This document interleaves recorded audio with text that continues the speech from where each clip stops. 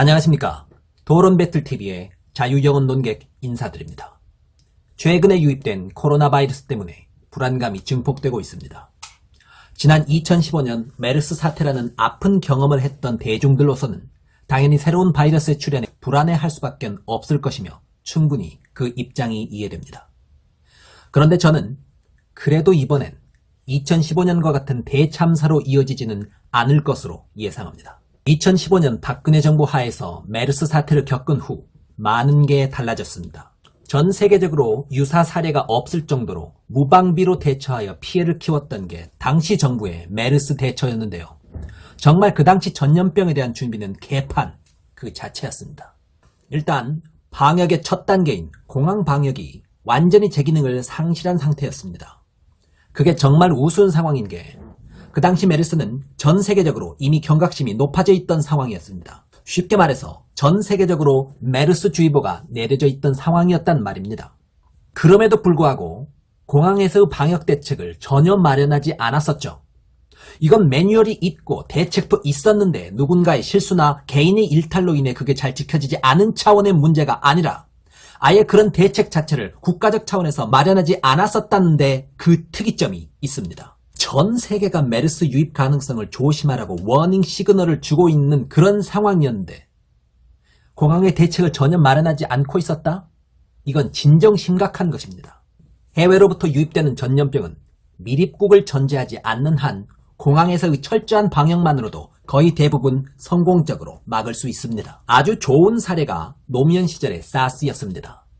국내 첫 사스 환자가 발생하기 이전에 고건 당시 국무총리를 중심으로 이미 관계 차관 대책회의를 열어서 체계적인 방역 체계를 구축해놓고 언제 들어오나 들어올 테면 들어와 봐라 라고 기다리던 상황이었죠. 공항 검역 단계에서의 철저한 매뉴얼이 작동하고 있었고 이로 인해 3명의 감염자가 한국 땅을 밟았음에도 불구하고 단 한 명의 2차적인 감염자도 발생시키지 않고 순조롭게 마무리될 수 있었습니다. 미리미리 준비하지 못했던 박근혜 때는 어떠했습니까? 국내 첫 환자 확진 뒤에 2주가 지나서야 문영표 복지부 장관이 중앙메르스관리대책본부를 출범시킵니다. 그런데 2주 뒤에 하면 뭐합니까? 이미 한국 내에 바이러스가 무방비로 퍼지고 있던 터라 방역의 골든타임은 이미 다 지나가 버렸습니다. 세월호가 골든타임을 놓쳐서 살 수도 있었던 수많은 아이들을 때로 수장시켜버린 것과 같이 이번에도 전혀 준비되지 않았던 박근혜 정부는 웬만한 중동 국가들보다도 심각한 메르스 피해를 한국에 남겼습니다. 결과적으로 2015년의 메르스 사태는 처참하게 마무리되었고 당시 정부의 국가 방역 수준이 전 세계적으로 최하위 수준이었다는 것을 알리는 부끄러운 흑역사로 남게 되었습니다. 그런데 메르스 사태가 남겼던 유산 중에는 뜻밖의 것도 있었습니다. 메르스로 인해 최악의 상황을 맞이한 질병관리본부에 아무도 지원하지 않을 줄 알았더니 오히려 그 반대로 국가적 재난에 책임감을 느낀 대한민국 최고의 우수 인력들이 하나 둘씩 모이기 시작하더라는 겁니다. 숨어있던 다수의 정의로운 의사들의 마음에 경종을 울렸던 것이었죠. 동아일보의 2016년 특집 기사를 소개합니다. 메르스 사태의 영향으로 사명감을 느낀 한 의사의 이야기입니다. 이런 최악의 상황에서 당당히 방역 최전선에 가겠다고 자청한 사람이 있다. 김 씨는 감염병 분야의 엘리트 코스를 밟은 인재다. 서울대 의대를 졸업하고 서울대병원 감염내과 수료대를 거쳐 전문의 자격을 취득했다. 조금만 더 노력하면 수년 안에 교수로 임용될 가능성이 높았다. 하지만 김 씨는 과감하게 안정적인 길을 쳤고 공공의료 영역에 도전장을 냈다. 다음은 그분의 말 그대로입니다. 나는 특별히 사명감이 큰 사람은 아니다. 정부가 과감한 투자로 질병관리본부를 미국의 질병통제예방센터처럼 의사들이 가고 싶어하는 매력적인 조직으로 만들어줬으면 좋겠다. 미사일을 쏘지 않더라도 최고의 미사일을 갖고 있어야 국방 강국이듯 최첨단 방역기술과 함께 잘 훈련된 사람들이 언제든 대응할 수 있는 체계가 필요하다. 이게 정말 핵심이죠. 미사일을 쏘지 않더라도 최고의 미사일을 갖고 있어야 강국이듯 잘 훈련된 사람들이 언제든 대응할 수 있는 체계가 필요하다. 사실 이 기사의 주인공이 제 아내입니다. 어느 정도 자랑의 목적도 있다는 사실 부정하지 않겠습니다. 일단 이 기사에서 알 수 있듯이 메르스 사태는 분명 의식 있는 의료인들의 각성을 일으켰고 사명감을 자극하는 의외의 순작용이 있었습니다. 당시에는 다른 여러 선택을 할 수도 있었던 엘리트 코스를 밟은 의사가 더 쉬운 길들을 놔두고 험한 길을 선택하는 길이 워낙에 드물었다 보니까 상당한 화제가 되어 특집 기사까지 나게 되었던 것이지만 이후에 저런 사명감 있는 선택을 한 엘리트 의사들이 점점 늘어나서 이젠 별다른 기사거리가 못 되는 수준이라는군요. 저런 비슷한 케이스들이 계속 이어졌다는 것입니다. 무엇보다도 문재인 정권으로의 정권 교체가 일어난 이후 최상부의 컨트롤 타워가 바로 서게 되었습니다. 새로 들어선 컨트롤 타워는 이전과 박근혜 시절과 확실하게 달랐습니다. 지난 정부에서는 컨트롤 타워의 권위에 거스를까 눈치를 보느라 일선 보건 인력은 판단을 내리거나 책임을 지는 데 소극적이었던 반면 이번 정부에서는 용기 내서 자율적인 안을 낸 사람들이 행정적, 관료적 불이익을 받는 일이 없도록 최선을 다했으며 자율적인 판단과 결정을 내릴 수 있는 엘리트 전문 인력들의 확충에 힘을 쓰는 등 관료적 권위주의가 갖는 비효율을 없애기 위한 최대한의 지원을 감행합니다. 또한 전염병이 있으나 없으나 보건 공무원들을 혹사에 가까울 정도로 항상 긴장시키고 준비시키다가 과로로 사망하는 사태가 발생할 만큼 언제나 부지런하게 강박적으로 준비시켰습니다. 민주적인 컨트롤 타워의 확립, 최고의 전문성을 지닌 실무 인력들의 확립, 지나칠 정도로 부지런하게 준비하는 자세의 확립, 근본적으로 이 세 가지를 새로 갖추게 된 문정부 하의 질병관리본부, 과연 예전과는 달라졌을까요? 확실히 달라졌습니다. 그 달라진 면모를 제대로 확인할 수 있었던 기회가 바로 2018년 메르스 유입 사태입니다. 네? 2018년에 메르스가 우리나라에 들어왔다고? 언제 그랬지? 아예 별다른 기억조차 없는 분들도 많으실 것입니다. 그런데 분명히 벌어졌던 사건입니다. 분명히 똑같은 바이러스인 메르스가 똑같이 중동을 다녀온 승객에 의해 국내로 유입되었는데 너무 잘 준비되어 있었던 결과로 감염자 1명으로 최종적으로 마무리되게 되었습니다. 오히려 이번에는 더 불리한 상황이기도 했던 게 2015년 당시에는 전 세계적으로 메르스가 창궐한다는 주의보가 내려져 있던 상황이었던 터라 우리로서는 어쩌면 더욱 더 대비해야 했었다는 주변의 시그널들이 넘쳐났던 상황. 그에 반해서 2018년은 2015년하고는 다르게 그 어떤 해외 발병 사례가 보고된 바가 없었습니다. 전염병의 세계 동향을 항상 체크하는 것이 자국 전염병 대비책 수립의 기본적인 바탕이 되는데 2015년에서와 달리 2018년에는 전 세계적으로 너무 평온한 상황이었다 보니 당연히 메르스에 대한 대비체계가 적극적으로 발동하기엔 훨씬 더 쉽지 않은 배경하에 있었죠. 게다가 2018년의 최초 감염자의 입국 당시의 상태가 하필이면 메르스의 초기 단계였었습니다. 즉 세계적인 유행 상태가 아니었던 관계로 자칫 주의하지 못할 수도 있었던 기본적인 불이익이 하나 깔려 있었고 하필이면 기침과 고열이 없을 시기에 매우 초기 단계에 입국했었기 때문에 방역이 뚫릴 확률이 너무 높았던 두 가지의 악조건이 깔려 있었습니다. 그러나 달라진 우리의 방역 체제는 그 악조건들에도 불구하고 메르스 감염의 전파를 성공적으로 막아버렸습니다. 핵심적으로 달랐던 게 공항의 대처입니다. 공항 검역은 가능성 있는 모든 상황에 대비하는 철저한 매뉴얼을 그대로 지켰습니다. 해당 감염자의 경우도 전혀 메르스의 대표 증상이 발현되지 않았던 상황이지만 정밀한 조사 결과 요즘 속이 좋지 않아서 설사를 좀 했다는 내용을 캐치하고선 그게 메르스 때문에 생긴 설사였을 가능성을 놓치지 않고 시간을 들여 그분에게 메르스 가능 환자에 준하는 매뉴얼을 교육시켰습니다. 자, 환자가 직접 매뉴얼을 숙지한 상황과 아닌 상황은 분명히 차이가 나죠. 2015년 메르스 최초 감염자가 슈퍼 전파자까지 되어버린 이유가 무엇이었습니까? 스스로 남에게 피해를 주고 싶었겠습니까, 그분이? 남에게 피해를 주고 싶지 않고 자기 병도 어떻게든 치료받고 싶으셨을 텐데 뭘 어떻게 해야 할지를 전혀 고지받지 못했던 터라 이 병원 저 병원 전전하다가 병원을 중심으로 한 광범위한 대전염을 일으키게 되셨던 것 아닙니까? 그분이야말로 진정한 피해자이십니다. 주된 증상이 전혀 없는 상태에서 입국했던 터라 자칫 위험해질 뻔도 했지만 일말의 가능성이라도 있는 상황이라면 바로 매뉴얼상의 고지가 이루어지고 이후의 행동을 어떻게 진행시켜야 할지를 본인에게 강하게 주입시켰습니다. 그 결과 오후경에 열이 난다는 사실을 환자로부터 바로 보고받을 수 있었고 삼성의료원 내 응급실 내 별도로 마련한 선별격리실이 바로 마련되었으며 지체 없이 국가지정 격리병상으로 옮겨질 수 있었습니다.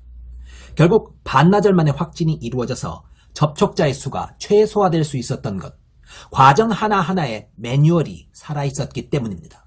이건 그리 쉽게 이루어지는 것이 아닙니다.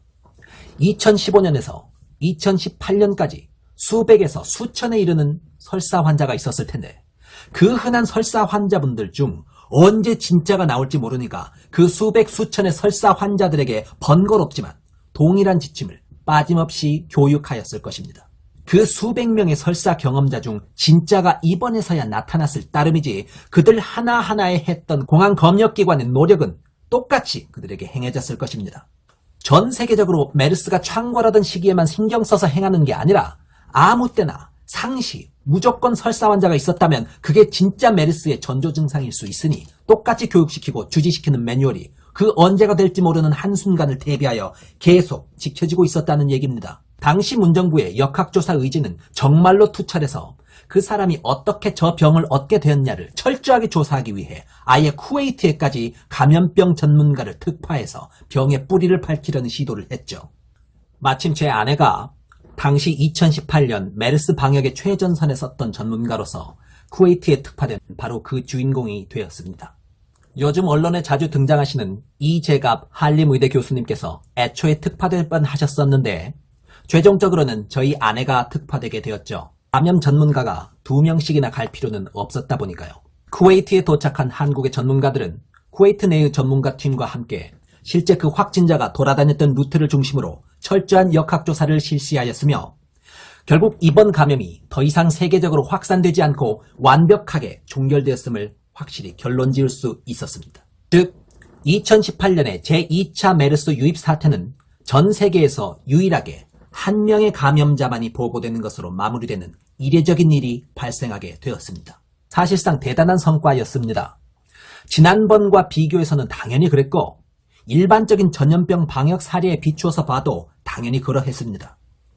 질병관리본부에 보이지 않는 노고가 있었고 최전선에 선 사람들의 밤낮 없는 노력의 결실이었다고 생각하는데 역시 잘 처리한 방역에 있어서는 별다른 화제성이 없는지 언론들이 잘했다고 칭찬해주는 경우가 없긴 하더군요. 그러나 안 알아준다고 섭섭할 것은 전혀 없었습니다. 오히려 사람들의 기억에 남지 않을 정도로 초기의 감염자를 남기지 않고 잘 처리된 것 자체가 그들에게는 보람이자 기쁨이었으니까요. 사실 문정부 들어 수많은 국제 전염병의 침입들이 있었는데 별다른 문제 없이 조기 종결시켜버리는 경우가 많아서 언론에 그리 알려진 바가 없습니다. 사실 아내의 카톡방 중에 매번 딸랑딸랑 울리는 단체방이 있습니다. 바로 전염병 상황실이라는 방인데요. 실제 언론에 등장하지 않을 뿐이지 각종 전염병 의심 환자들의 등장은 매우 빈번합니다. 병의 등장은 때와 장소를 가리지 않기 때문에 항상 초비상 상태로 대응해야 한다는 부담감을 안고 임하지만 의미 있는 일을 한다는 사명감을 더욱 크게 안고 임합니다. 아내뿐만이 아니라 관련된 수십, 수백 명의 방역 전문가들은 모두들 사명감을 갖고 힘겹지만 자기 할 일을 묵묵히 수행하고 있습니다. 최근에 중국 우한시에서 발병한 변종 코로나 바이러스가 한국에 유입되었습니다. 질병관리본부가 또 한 번에 해결해야 할 큰 과제를 맞이한 것입니다. 그런데 아쉽게도 이번 코로나 바이러스 건은 지금까지의 전염병 대응보다 훨씬 어려운 여건이 존재합니다. 바이러스의 창궐 지역이 다른 지역도 아니고 하필 중국이라는 사실. 이는 가장 한국과의 교류가 활발한 지역에서 바이러스가 퍼져버렸다는 것이죠. 지리적으로 멀고 교류가 그리 활발치 않았던 중동에서 건너온 단 한 명의 메르스 전파자만으로도 온 나라가 쑥대밭이 되어버렸었는데 하루에도 수십 수백 명의 승객들이 왔다 갔다 하는 중국에서 더욱 전염력이 높은 병이 퍼져온다? 박근혜 정부 하에서 이런 사태가 펼쳐졌다면 상상도 할 수 없는 일이 벌어졌을 겁니다. 그러나 분명히 질병관리본부는 2015년 때와 달라져 있습니다. 어려운 과제에 직면해 있지만 그만큼 역량도 크게 성장해 있다고 생각합니다. 아쉽게도 저희 아내는 이번에는 코로나 바이러스 상황팀에 합류하지 못하게 되었습니다. 퇴사했거나 한 게 아니라 작년에 저희 둘째 아이가 태어나 버려서 이번엔 최전선에 합류하지 못하고 출산 휴가의 상태에 있게 되었습니다. 전 솔직히 속으로 좋아했습니다. 휴, 다행이다 라고 생각했었죠. 그런데 정작 아내 본인은 생각이 달랐습니다. 아내는 진정 내가 적극적으로 활동해야 할 때 저런 일이 터지고야 말았다면서 정말로 아쉬워했습니다. 진정 이런 국가적 비상사태에서 역량을 발휘해야 진정 보람찬 일일 텐데 그게 안 돼서 아쉽다고 하는군요. 같이 일하는 팀의 모든 전문가들이 국가의 재난이 곧 나의 일이라는 마음으로 일신을 돌보지 않고 밤낮으로 일하고 있는데 정작 본인은 도움이 되지 못하는 바로 그 점이 죄송하다는 겁니다. 하기 싫어서 억지로 임하거나 최소한만 일을 하고 복지부동할 것이라는 오해가 일반적인 공무원들을 바라보는 대중의 시각 속에 존재하는 것으로 압니다. 그러나 현재 질병관리본부에 자신을 투신한 의료진들은 동네에 병원을 차려 부를 쌓거나 대학병원 교수가 되어 명예를 누리고 사는 것을 포기하고 오직 공공의 이익에 투신하겠다는 사명감 하나로 그곳에 합류한 사람들입니다. 따라서 안일하고 소극적이고 책임지기 싫어한다는 공무원에 대한 일반적인 오해는 현재 공공방역의 전사로 뛰고 계신 질병관리본부의 방역 전사분들께는 어울리지 않는 오해로 보입니다. 이런 투철한 방역 전문가들이 일하고 있는 동시에 정부라는 최상의 컨트롤 타워도 문제없이 정상적으로 잘 작동하고 있습니다. 한 발 앞서서 대응하고 철저히 준비해왔으며 무엇보다 각 전문가의 자유를 존중하고 행정관료적 비효율을 없앴습니다. 이런 상황이라면 국민들도 한번 믿고 맡겨봐도 될 것으로 생각합니다. 분명히 메르스 사태를 겪고 난 뒤 한국의 방역 능력은 크게 바뀌었습니다. 최전선에서 뛰는 전문가들의 능력치나 사명감에서도 차이가 나고 무엇보다 지나칠 정도로 부지런히 일하는 컨트롤 타워가 굳건히 서 있습니다. 정말 어려운 상황이 발생했지만 지난 2018년 때 메르스 2차 유입을 잘 막아냈던 것처럼 문정부 하에서의 질병관리본부는 이번에도 순조롭게 난관을 이겨낼 것으로 믿습니다. 이 방송을 보시는 모든 시청자 여러분들, 불안해하지 마십시오. 초엘리트 방역 의료의 어벤져스가 자기 목숨을 걸고 지금 이 시간에도 최대의 역량을 풀 가동하고 계십니다. 어려운 난관을 효과적으로 극복하여 역사에 남는 보건 방역의 성공 사례를 기록할 수 있기를 마음 깊이 기원합니다. 감사합니다.